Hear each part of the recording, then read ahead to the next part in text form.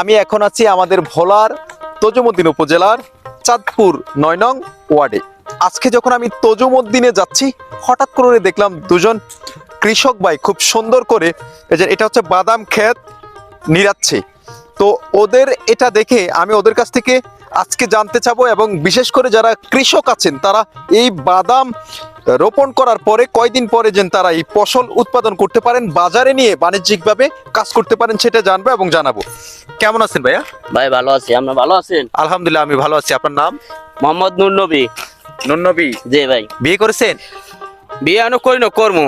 আচ্ছা দেখেন উনি বিয়ে করছে, হয়তো এটা অস্বীকার গেছে, যাক আপনাদেরকে একটু এন্টারটেইনমেন্ট করার জন্য থ্যাংক ইউ। আচ্ছা এই বাদামগুলা রোপণ করেছেন আপনারা কতদিন হয়েছে? একটু গাছের চারাগুলা দেখেন। 15 দিন হয়েছে যে। 15 দিন। জি। আর কতদিন লাগবে বাজারে নিয়ে এটা ব্যবসা করার জন্য? 3 মাস। 3 মাস। 90 দিন লাগবে। আচ্ছা এখানে কতটুকু জমিনে আপনি বাদাম করেছেন? ভাই 8-9 করা। 8-9 করা। 8 থেকে 9 করা জমিনে বাদামের চাষ করতে আপনার কত টাকা খরচ হয়েছে?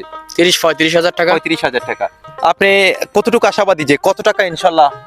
এই আল্লাহ যদি দেয় ধরেন 1,50,60 হাজার টাকা বিক্রি করবো আল্লাহ দিলে, মানে ফসল দিলে আরই 1 থেকে 1.5 লাখ টাকা বিক্রি করতে পারবেন, তার মানে আপনার 1,20,000 টাকা লাভ। জি। মাশাল্লাহ মাশাল্লাহ।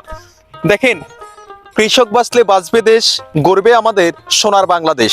তাই কৃষককে বাঁচানোর জন্য যে কৃষকেরা যেই অগাধ কঠোর পরিশ্রম করে বাজারে তাদের কৃষি উৎপাদনগুলা বাজারে তারা নেন শুধু একটু লাভের আশা।